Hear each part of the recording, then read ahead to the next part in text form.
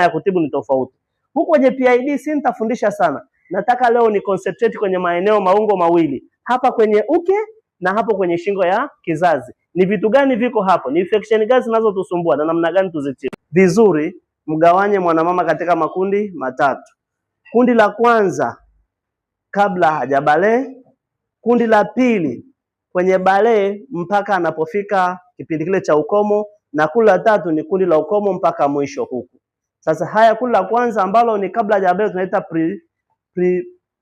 prepubertal. Sawa, alafu hii balee tunaita reproductive age. Alafu huku mbeleni huku tunaita ni menopause. Sasa katika mazingira hayo yote matatu kuna mabadiliko ambayo yanapita katika mfumo wake wa uzazi na kuna infection ambazo zinagusa katika upande huo. Sasa katika introduction yangu hapa nitaelezea about introductions kama nilivyoieleza. Nitaangalia normal defense ya vagina, ya kwamba Mungu alivyotuumba pia kwenye uke kuna mechanism ya kujilinda yenyewe. Sawa? Kuna hiyo normal defense. Lakini tutaangalia bakteria ambao wanapenda sana kutushambulia katika mfumo wa uzazi. Tutaangalia aina ya fungus ambao ni candidiasis ambao wanatusumbua katika njia ya uzazi. Tutaangalia trichomoniasis.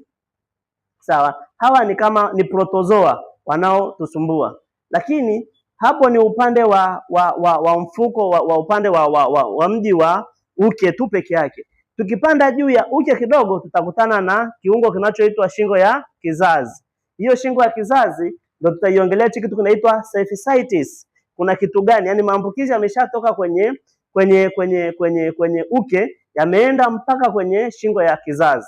Lakini pia nitaelezea ile syndromic approach treatment. Namna gani tuna treat haya magonjwa. Sawa, move.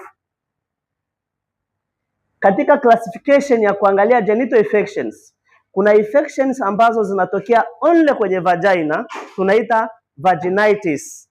Kuna infection ambazo zinatokea kwenye shingo ya kizazi, tunaita cervicitis.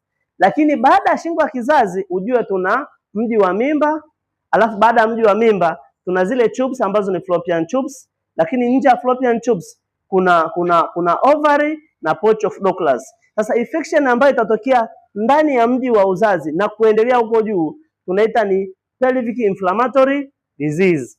Na pelvic inflammatory disease is broad